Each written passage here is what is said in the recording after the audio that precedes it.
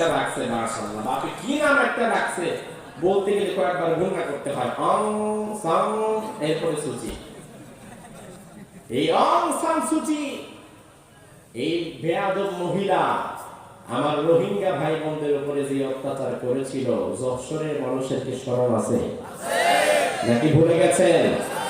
স্মরণ রাখবেন, কারণ প্রত্যেকটা জালেমের জুলুমের কথা স্মরণ রাখবেন, ভুলে যাবেন না। এই জালেম বাহিরে হোক আর দেশেই হোক, যত জালেম জুলুম করবে প্রত্যেকটা হিসাব মনে রাখবেন। আপনার জীবনের সাথেই আপনি হিসাব করে মিলিয়ে পেয়ে যাবেন।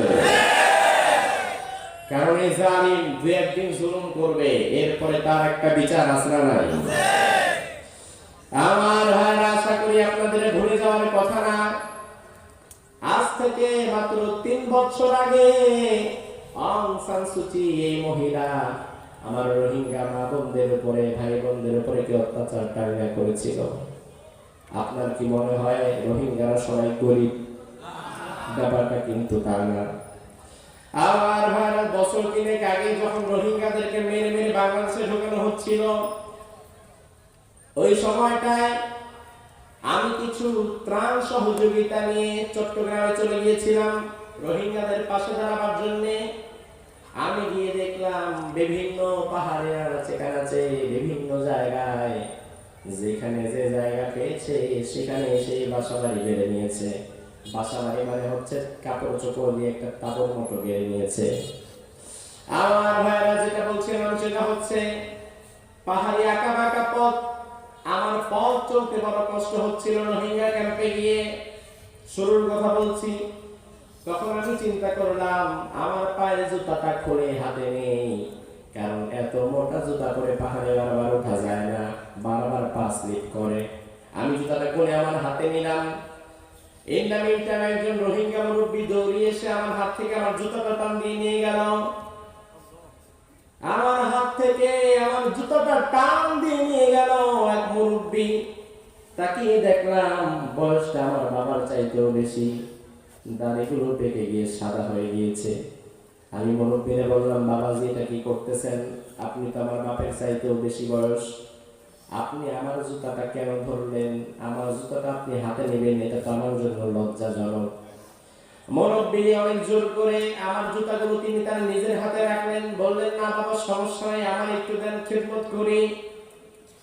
ও ভাইরা আমার, অনেক জোর করার পরেও জুতাগুলো আমি হাতে নিতে পারলাম না। অবশেষে মুরব্বী পাক্কা 2.5 থেকে 3 ঘন্টা আমার পেছনে পেছনে হাঁটলেন। আমি যেখানে যেখানে গেলাম তিনি আমার পেছনে জুতাটা নিয়ে গেলেন। দুপুরবেলা প্রচন্ড রোদ্রের মধ্যে আমার জুতাগুলো নিয়ে নিয়ে তিনি হাঁটলেন। অবশেষে যখন আমি ঢাকায় চলে আসবো, আসার সময় তিনাকে দেখলাম তিনি আমার জুতাটাকে সুন্দর করে ধুয়ে মুছে সাফ করে এরপরে আমার সামনে দিচ্ছে। জুতাটা আমি পরে গাড়িতে উঠবো। গাড়িতে ওঠার সময় মুরব্বী আমার কানের কাছে তার মুখটা নিয়ে বলে, বাবা গতকাল রাত থেকে কিছু খাই নাই, আজকেও প্রায় বিকাল হয়ে যায়, আমার 20টা টাকা দেওয়া যাবে নাকি? ও ভাই আমার, ব্যাপারটা বড় সহজ না। কতটা কষ্টে পড়লে একজন মুরব্বী কয়েক ঘন্টা আমার পেছনে জুতা নিয়ে দৌড়ায়, অবশেষে মাত্র 20টা টাকা যাচ্ছে একবার খাওয়ার জন্য। ওই মুরব্বী যখন আমার কাছে 20টা টাকা চাইলো, আমি আমার চোখ থেকে আর পানিগুলো ধরে রাখতে পারলাম না। মনের অজান্তেই আমার চোখ থেকে পানি ঝরছিল। আমি তাকে নিয়ে বসালাম, বললাম, বাবাজি সমস্যা কি? আপনি কি খুব বেশি কষ্টে আছেন নাকি? আপনি তো অন্যান্যদের মতো আমার কাছ থেকে জোরে জোরে টাকা চানও নাই, আপনি তো চাওয়ার মতো একটু শালীনতা ছিল, লজ্জাবোধ ছিল। এবার মুরব্বী আমার যে কথাগুলো বললো সেটা শোনার জন্য আমি মোটেও প্রস্তুত ছিলাম না। রোহিঙ্গা মুরব্বী আমারে বললো, বাবা আমি আসলে গরিব মানুষ না, আমি আসলে ফকির না, মিসকিন না। মায়ানমারে আমার নিজস্ব 3 তলা একটা বাড়ি ছিল, আমার একটা গাড়ি ছিল, মার্কেটে আমার কিছু দোকানপাট ছিল, আমি ভালো মানসম্মত একজন ব্যবসায়ী ছিলাম। এই খবর আজকে মাত্র 3 মাস আগে। কয়েক মাস আগে অং সান সুচির বাহিনী বুলডোজার দিয়ে আমার বাড়িটা একাকার মেসাকার করে দিয়েছে, আমার দোকান পাট ভেঙে দিয়েছে, আমার সম্পদগুলো গ্রাস করে নিয়েছে। জীবন বাঁচাবার জন্য আমি, আমার স্ত্রী, আমার এক ছেলে আর এক মেয়ে, আমরা চারজন জীবন বাঁচাবার জন্য বাংলাদেশের দিকে ছুটছিলাম। যখন দুপুর বেলায় আমরা চারজন বাংলাদেশে ঢোকার জন্য বের হলাম, কিছু দূর যাওয়ার পরে মায়ানমারের জালিম সেনা কর্মকর্তারা আমার চারপাশে ঘিরে ফেললো। আমার সামনে আমার যুবতী মেয়েটাকে টেনে হিঁচড়ে তাকে নিয়ে গেল। আমি বাবা হয়ে কিছুই করতে পারলাম না। আমার সামনে আমার বেঁধে রেখে আমার যুবতী মেয়েটায় তারা একের পর এক ধর্ষণ করলো। ও ভাইরা আমার, ব্যাপারটা তুমি কান দিয়ে শুনছো, আমি মুখ দিয়ে বলছি। খুব সহজ মনে হচ্ছে নাকি? একজন বাবার সামনে তার মেয়েটারে ধর্ষণ করা হচ্ছে, এটা একজন ভুক্তভোগী বাবা ছাড়া এই কষ্টটা কাউরে বইলা বোঝানো সম্ভব না। ওই মুরব্বী বলল, আমার সামনে আমার মেয়েটাকে রেপ করলো, এরপরে আমাদেরকে ছেড়ে দিল, আমরা কিছুই করতে পারলাম না, আমার মেয়েটা সেখানে মারা গেল।